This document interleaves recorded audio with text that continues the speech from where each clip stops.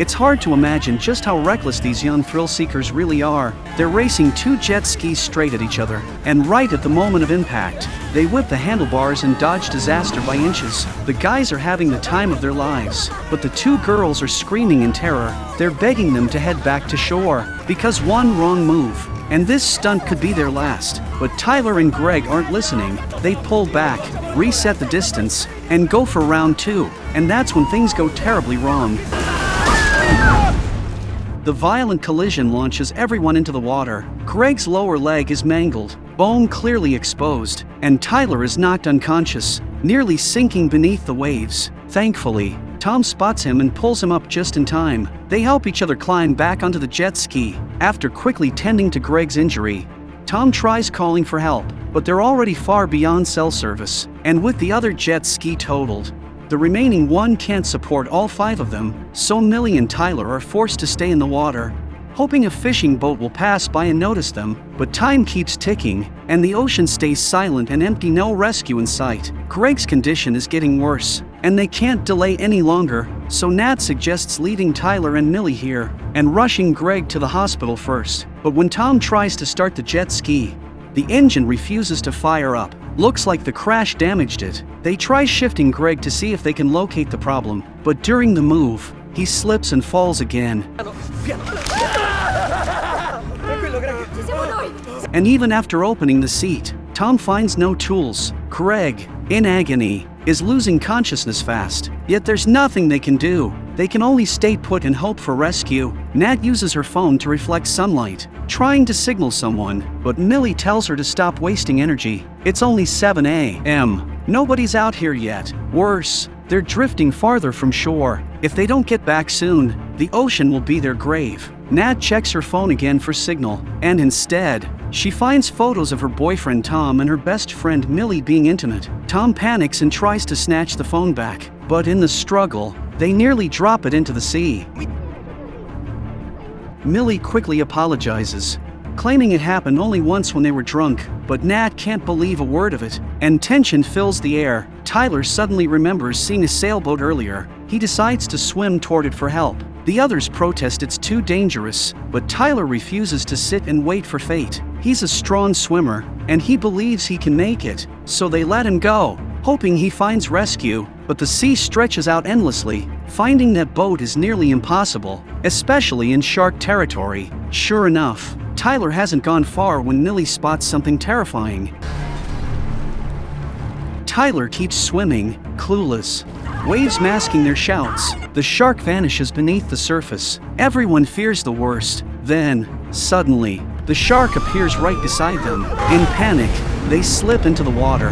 Millie can't swim, and the predator is right beneath her. Tom rushes to help, pulling her toward the jet ski. Luckily, the shark doesn't attack yet, but as soon as Tom gets Millie aboard, Nat and Greg are in danger again. Tom jumps back in to help, but before he can reach them, the shark strikes Greg.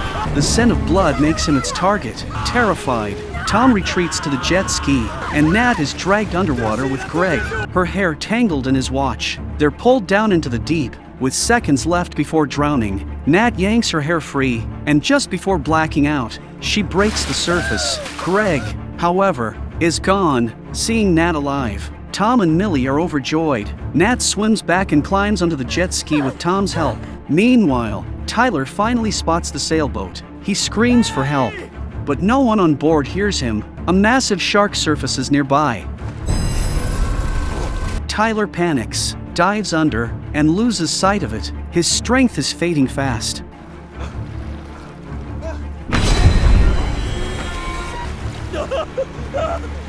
Pain and fear take over, and he cries out desperately. At last, the people on the boat notice him, but it's too late. Tyler becomes the shark's next victim. Back at the jet ski, the remaining 3 realize Tyler isn't returning. They understand what that means. Millie breaks down in despair. She's convinced they're all going to die out here. Tom snaps at her to be quiet, but hopelessness starts to spread among them. It was already 3 p.m., and the sun was blazing overhead. The scorching heat and severe lack of water made the group extremely miserable. Millie tried to drink seawater to quench her thirst, but Nat stopped her, because seawater would only make their dehydration even worse. Just like that, the three finally endured until nightfall. The sudden drop in temperature made them shiver uncontrollably. The endless darkness around them was terrifying. Fish occasionally leaped out of the water, making them even more nervous. Could it be that sharks also come out to hunt at night? That's when Nat suddenly noticed a faint light in the distance. They immediately shouted excitedly for help, but there was no response at all. As the light slowly drifted farther away, Nat suggested that Tom swim over to ask for help. And as the only man among them, Tom didn't have much choice but to go. Terrified of what might be lurking below, he moved cautiously with every stroke. Suddenly, something moved under the water, scaring Tom back instantly. With no other option, Nat decided to go check herself. Luckily, nothing happened along the way, but when she finally reached the light, she was horrified to find another person floating there, and they had already lost their life completely. It seemed they had also been attacked by a shark. Shocked and panicked, Nat rushed back. Their fragile hope was shattered once again. The three of them were completely devastated. Soon, the sun slowly rose above the ocean. Only then did they realize the body had drifted right next to them. Floating along with it were several pieces of wood. They worked together to pull them over, planning to use the boards as paddles. They also removed the man's life vest and put it on Nat, since she couldn't swim. Then they began paddling hard toward the shore, but because they were severely dehydrated, they quickly ran out of energy. Even worse, the shark suddenly reappeared. It took a bite at Nat's board. Luckily, Tom used his own board to drive the shark off. But the shark wasn't going to give up its target so easily. It lunged again and injured Tom. Nat quickly wrapped Tom's wound with clothing. At this point, their only hope was to fix the jet ski, but without tools, they couldn't open the engine cover. As Nat and Tom struggled to pry it open, the hungry shark continued circling nearby. They didn't dare relax for a second.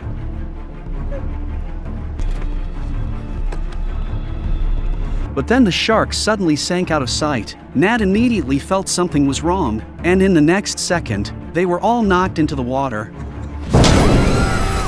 The shark attacked immediately.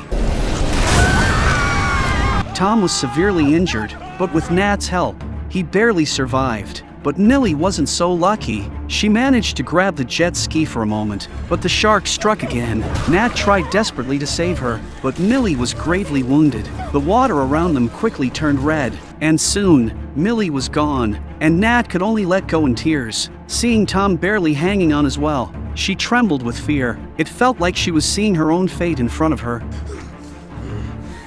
But her will to survive refused to give up. She forced open the jet ski seat again. With all her strength, she managed to crack the engine cover. It seemed the shark's earlier attacks had weakened it. They found the fuel line had snapped, which was why the engine wouldn't start. But without parts, reconnecting it seemed impossible. Just when she had no idea what to do, she noticed a life vest floating on the surface. She placed the broken engine cover on her body for protection, then jumped into the water with courage. She successfully retrieved the inflation tube from the life vest. Right then, the shark returned and swam behind Nat, but it didn't attack her. It headed straight toward the jet ski.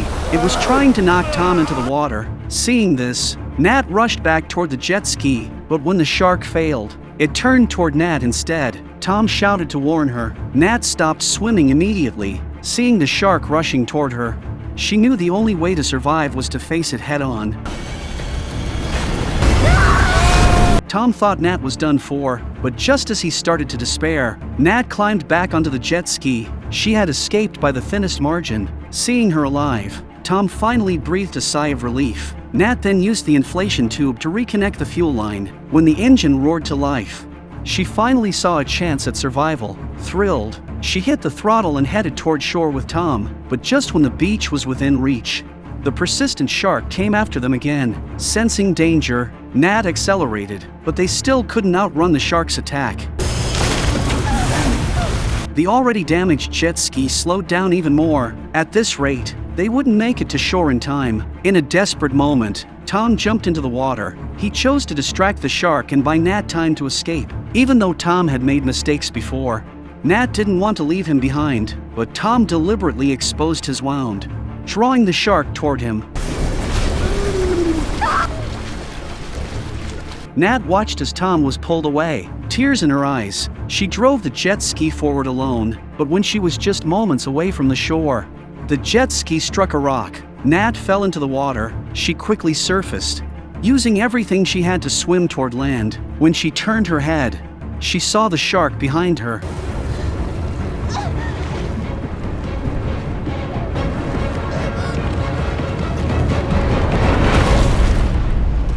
But the shark got stuck between the rocks. Nat made it safely to shore. She collapsed on the sand. Gasping for air, she grabbed a handful of sand tightly, making sure this wasn't a dream. Then, dragging her injured body, she slowly got up and walked away from the place that almost took her life.